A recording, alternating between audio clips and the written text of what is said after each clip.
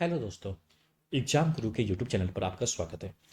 आज हमारी क्लास है 24 और जो ये क्लास है ये बहुत इंपॉर्टेंट है सीटेट एग्जाम के लिए। और ये क्लास है नेशनल एजुकेशन पॉलिसी जिसको बोलते हैं राष्ट्रीय शिक्षा नीति, यानी कि NEP 2020। तो इस टॉपिक से आपके बहुत क्वेश्चन बनेंगे, देखने को हर हर सेक्शन में क्वेश्चंस आएंगे। तो ये टॉपिक अगर आपने छोड़ा तो आप कभी भी सीटेट क्वालिफाई नहीं कर पाएंगे। तो ये टॉपिक बहुत ही आराम से देखिएगा, सारे डाउट आपके क्लियर हो जाएंगे और हम लोग अगली वीडियो में इसके क्वेश्चन आंसर सॉल्व कर लेंगे। तो आपको पूरा टॉपिक क्लियर हो जाएगा, आपको कहीं देखने की जरूरत नहीं है, बस हमारी वीडियो देखिए। सारे पॉइंट इसमें दिए गए हैं, जो भी इंपॉर्टेंट पॉइंट है जो एग्जाम में आते केवल वही पॉइंट दिए गए हैं। तो आप कॉपी पेन उठा लीजिए और शुरू हो जाइए क्लास करने के लिए। तो चलिए बढ़ते हैं हम लोग क्लास की ओर। देखिए हम लोग को पढ़ना है राष्ट्रीय शिक्षा नीति यानी कि नेशनल एजुकेशन पॉलिसी। ये कौन लाता है? ये लाता है गवर्नमेंट ऑफ इंडिया लाती है। कौन लाती है? Government of India. और ये कहाँ से आता है? ये आती है MHRD से, जिसका नाम अब हो गया शिक्षा मंत्रालय। ये आपको आगे देखने को मिलेगा। चलिए बढ़ते हैं आगे। देखिए राष्ट्रीय शिक्षा नीति 2020 नेशनल एजुकेशन पॉलिसी 2020 शिक्षा के क्षेत्र में नई क्रांति लाने के लिए शिक्षा नीति में 34 साल बाद बदलाव किए गए। हमारी जो लास्ट जो शिक्षा नीति आई थी वो मैं आपको याद दिला दूं, वो आई थी 1986 में। 1986 में आई थी। और उसके बाद कब आई है? 2020 में। तो ये आई है 34 साल बाद। और ये हमारी शिक्षा नीति देश स्वतंत्र भारत की तीसरी शिक्षा नीति है। सबसे पहले आई थी 1968 यानी कि 1968 में। तब प्रधानमंत्री थे देश के इंदिरा गांधी। उसके बाद आई है 1986 में, तब प्रधानमंत्री थे राजीव गांधी। और अब आई है 2020 में। अब हमारे देश के प्रधानमंत्री हैं नरेंद्र मोदी। अगर आपसे पूछा जाए कि जो पहली शिक्षा नीति आई थी स्वतंत्र भारत की, उस टाइम कौन भारत के प्रधानमंत्री थे, तो आप बता सकते हैं इंदिरा गांधी थे। तो आपको ये याद रखना है तीनों। अब देख लेते हैं दूसरा पॉइंट क्या है। देखिए जो शिक्षा नीति है NEP 2020, उसके जो अध्यक्ष हैं उनका नाम है कस्तूरी रंजन, के कस्तूरी रंजन। और ये कौन थे? ये थे इसरो के पूर्व चीफ अंतरिक्ष वैज्ञानिक थे। कौन थे? अंतरिक्ष वैज्ञानिक थे। बहुत इंपॉर्टेंट क्वेश्चन है, 100% आपके एग्जाम में आएगा ये क्वेश्चन, याद रखिएगा। जो NEP 2020 कमेटी के अध्यक्ष थे वो थे के कस्तूरी रंजन, और ये अंतरिक्ष वैज्ञानिक थे। और इसरो के पूर्व चीफ भी रह चुके हैं ये। तो याद रखिएगा कस्तूरी रंजन। चलिए आगे बढ़ते हैं। देखिए यहाँ पे NEP 2020 लिखा हुआ है, और जो ये शख्स हैं ये हैं कस्तूरी रंजन, ये इसरो के पूर्व चीफ रह चुके हैं। भूलिएगा नहीं भाई ये बात। तो आगे बढ़ते हैं। नेशनल एजुकेशन पॉलिसी वर्ष 1968 और 1986 के बाद स्वतंत्र भारत की तीसरी शिक्षा नीति होगी। जैसा कि मैं बता चुका हूँ, 1968 में आई थी पहले, फिर 1986 में आई, अब आ रही है 2020 में आई है। कब आई है? 2020 में। यहाँ थी इंदिरा गांधी प्रधानमंत्री थी, यहाँ राजीव गांधी थे, और यहाँ पे हैं हमारे नरेंद्र मोदी जी। देखिए ये पॉइंट बहुत इंपॉर्टेंट है, ये आप याद रखिएगा। एग्जाम में आ सकता है, आया आ सकता है, क्या आया हुआ है ये एग्जाम में। NEP 2020 के तहत केंद्र व राज्य सरकार के सहयोग से शिक्षा क्षेत्र पर GDP का 6% हिस्सा निवेश किया जाएगा। किस पर किया जाएगा? शिक्षा क्षेत्र पर GDP का 6% हिस्सा निवेश किया जाएगा। ये किस में लिखा है? ये लिखा है नेशनल एजुकेशन पॉलिसी 2020 में।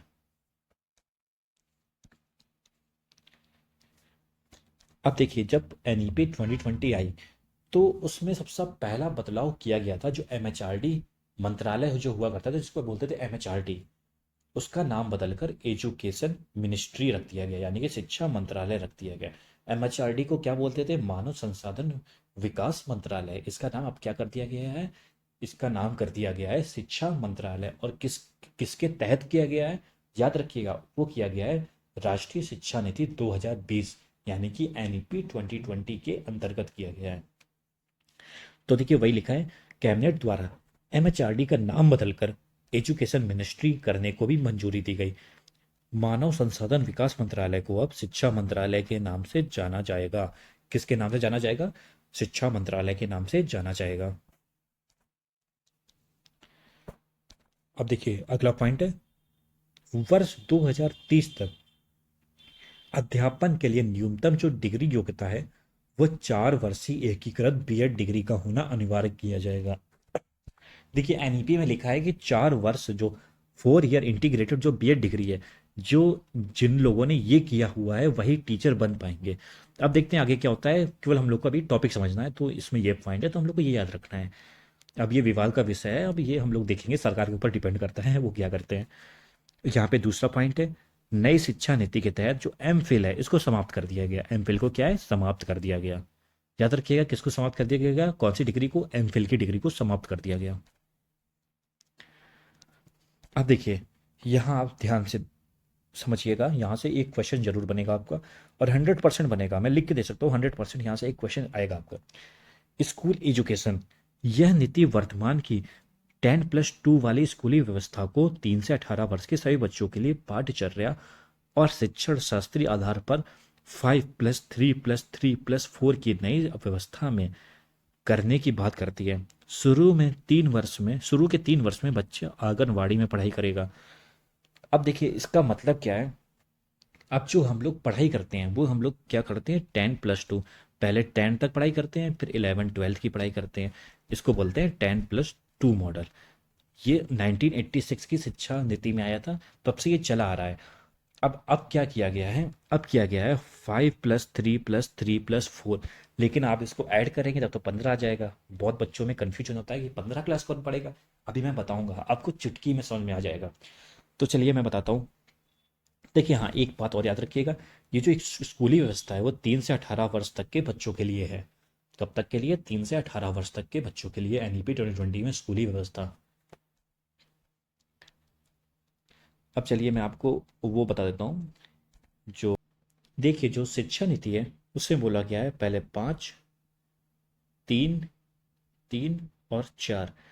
देखिए जो 5 साल पढ़ेगा, शुरुआत के जो 5, जैसे 3 साल का बच्चा होगा तो स्कूल जाने का, जो शुरुआत के जो 5 साल में पढ़ेगा वो 3 साल पढ़ेगा वो आंगनवाड़ी में, उसके बाद जाएगा फर्स्ट क्लास में, फिर जाएगा सेकंड क्लास में, और यहाँ पे जाएगा 3, 4 और 5 में, और यहाँ जाएगा 6, 7 और 8 क्लास में, फिर यहाँ जाएगा 9, 10 और 11 क्लास में। तो आपको पता चल गया कैसे जाएगा। पाँच, जब शुरुआत का जो +5 वाला है उसमें जाएगा 3 साल, उसमें है आंगनवाड़ी, बाकी के 2 साल है फर्स्ट और सेकंड क्लास। तो ऐसे हमारा 12th क्लास तक पूरी एजुकेशन हो जाएगी यहाँ पर। तो उम्मीद है आप समझ गए होंगे। अब आपका बिल्कुल 15 नहीं आ रहा होगा जोड़ने पर, क्योंकि 3 वर्ष तो शुरुआत में आंगनवाड़ी में जाएगा। देखिए यही यहाँ पर लिखा था, जो बच्चा है शुरुआत के 3 वर्ष आंगनवाड़ी में जाएगा। अब देखिए यहाँ से इंपॉर्टेंट पॉइंट आपके शुरू हो गए हैं फिर से। इस नीति के जो सिद्धांत हैं वो क्या है। देखिए जो पहला सिद्धांत है वो रचनात्मक समझ है, यानी कि कॉन्सेप्चुअल अंडरस्टैंडिंग पर जोर देना। किस पे जोर दिया जाएगा, कॉन्सेप्चुअल अंडरस्टैंडिंग, मतलब रचनात्मक समझ पर, ना कि रटने पर और परीक्षा के लिए पढ़ाई पर ध्यान केंद्रित करने पर। किस पर जोर नहीं दिया जाएगा, रटने पर जोर बिल्कुल नहीं दिया जाएगा, रोट लर्निंग पर जोर नहीं दिया जाएगा, और परीक्षा के लिए पढ़ाई पर भी जोर नहीं दिया जाएगा। किस पर जोर दिया जाएगा, केवल दिया जाएगा रचनात्मक समझ पर, यानी कि कॉन्सेप्चुअल अंडरस्टैंडिंग पर। अब यहाँ पे दूसरा पॉइंट है, बहुभाषिकता और विविधता को प्रोत्साहन देना, क्योंकि बहुभाषी होने के उच्च संज्ञानात्मक लाभ होते हैं। देखिए किस पे हम लोग, मल्टीलिंगुअलिज्म पर हम लोग फोकस करेंगे, यानी कि बहुभाषिकता मतलब कई सारी भाषाएं आनी चाहिए। लेकिन आपने यहाँ पढ़ा होगा कि एनईपी जो 2020 कहता है वो कहता है त्रिभाषा सूत्र। देखिए त्रिभाषा सूत्र तो कहता है, वो तो उसके उसमें लिखा ही हुआ है कि त्रिभाषा सूत्र बोलेगा, लेकिन उसने एक बात और की है कि बहुभाषिकता पर भी जोर देना है। अगर ऑप्शन आपको बहुभाषिकता है तो वहां लगाएंगे, अगर वो नहीं है तो त्रिभाषा सूत्र पर लगाएंगे, थ्री लैंग्वेज फॉर्मूला पर लगाएंगे तब ऑप्शन। अब देखिए छात्रों के प्रोग्रेस के लिए, मतलब छात्रों की मतलब डेवलपमेंट हो रहा है, यानी मतलब उन्नति हो रही है उनकी पढ़ाई में कि नहीं, उसके मूल्यांकन के लिए, मतलब प्रोग्रेस के एवोल्यूशन के लिए एक परख परख नाम का एक नए नेशनल असेसमेंट सेंटर की स्थापना की जाएगी। किसकी स्थापना की जाएगी, परख, किसकी की जाएगी, परख की। और ये क्या करेगा, ये देखेगा बच्चों में प्रोग्रेस हो रहा है या नहीं हो रहा है। अगर नहीं हो रहा होगा तो वो अपने सुझाव देगा कि ऐसे ऐसे हम लोग चेंजमेंट कर सकते हैं पाठ्यक्रम में, करिकुलम में, तो उनका जो है प्रोग्रेस होना अच्छे से होगा प्रोग्रेस। तो याद रखिएगा किसकी स्थापना की गई है, परख की। अब देखिए नेक्स्ट पॉइंट, बच्चों की शिक्षा का माध्यम कम से कम क्लास फिफ्थ या क्लास एट्थ या उससे आगे तक भी किसमें होना चाहिए, मातृभाषा, मदर टंग या स्थानीय भाषा में होना चाहिए। मदर टंग में होना चाहिए या स्थानीय भाषा में होना चाहिए। याद रखिएगा सबसे ज़्यादा जोर दिया गया है एनईपी में मदर टंग पर दिया गया है, स्थानीय भाषा, मातृभाषा, मदर टंग पर दिया गया है। किस पे दिया गया है, मदर टंग पर। बढ़ते हैं नेक्स्ट पॉइंट पर। देखिए राज्य विशेष रूप से भारत के अलग अलग राज्यों में थ्री लैंग्वेज फार्मूला को अपनाए, लेकिन इस फार्मूला में लचीलापन भी रखा जाए। तो याद रखिएगा ये थ्री लैंग्वेज फार्मूला अपनाने को बोला गया है, लेकिन इसमें लचीलापन भी रख सकते हैं अपने राज्य अपने अकॉर्डिंग। एक नेक्स्ट पॉइंट है, पाठ्यक्रम की विषय वस्तु को प्रत्येक सब्जेक्ट में कम करके इसे बेहद बुनियादी चीज़ों पर केंद्रित किया जाएगा, ताकि बच्चा आलोचनात्मक चिंतन कर सके, खोज आधारित अधिगम कर सकते, मतलब खोज जैसा पढ़ाई कर सके, चर्चा आधारित पढ़ाई कर सके, या विश्लेषण कर सके अपने करिकुलम का। तो कैसा हम लोगों ने जो एनईपी में करिकुलम किया गया है, कुछ सब्जेक्ट कम कर दिए गए हैं जो फालतू के सब्जेक्ट थे, उनकी जगह कुछ चुनिंदा सब्जेक्ट डाले गए, चुनिंदा सब्जेक्ट बचे हैं जिसमें आलोचनात्मक चिंतन हो सकता है, खोज आधारित हो सकता है, चर्चा आधारित हो सकता है, विश्लेषण आधारित हो सकता है। तो इन सब पर ध्यान दिया गया है। देखिए राष्ट्रीय पाठ्य पुस्तकें स्कूल के करिकुलम में कमी, लचीला पंधवा रटकर सीखने के बजाय, किस पे, रट के सीखने के बजाय ये सब नहीं करना है। किस और क्या करना है, रचनावादी सीखने के तरीके पर जोर देने के साथ स्कूल की नेशनल टेक्स्ट बुक में भी बदलाव होने चाहिए। तो पॉजिटिव पॉइंट क्या है यहाँ पर, ये देखिए जो भी रेड इंक से लिखा हुआ है वो है रचनात्मक रचनावादी सीखने के तरीके पर जोर देना है, और इसके साथ साथ नेशनल टेक्स्ट बुक में भी बदलाव होने चाहिए। उनकी टेक्स्ट बुक जो चल रही हैं बच्चों की वो अच्छी होनी चाहिए, उसमें रचनावादी जो सीखने की चीज़ें हैं वो आनी चाहिए, ना कि रटने वाली चीज़ें। तो समझो उसमें कौन सी चीज़ें आएंगी, रचनावाद वाली चीज़ें। तो जो हम लोगों ने पढ़ा। अच्छा एक पॉइंट और आप याद रख लीजिए कि तो आपसे एक क्वेश्चन पूछा जाता है बार बार कि जो एनईपी 2020 है ये कब लागू की गई थी भारत में। तो याद रखिएगा ये कब लागू की गई थी, ये की गई थी 29 जुलाई 2020 को। ठीक है, याद रखिएगा कब की गई थी, 29 जुलाई 2020 को। तो हमारा ये नेशनल एजुकेशन पॉलिसी का चैप्टर यहाँ ख़त्म होता है। अब जो हम लोग क्वेश्चंस देखेंगे वो अगली वीडियो में देखेंगे, क्योंकि बहुत बड़ा वीडियो हो जाएगा, तो आप भी बोर हो जाएंगे देखते देखते। तो अब हम लोग चुनिंदा जो क्वेश्चंस होंगे वो अगली वीडियो में लाएंगे। तो आप हमारी अगली वीडियो ज़रूर देखिएगा।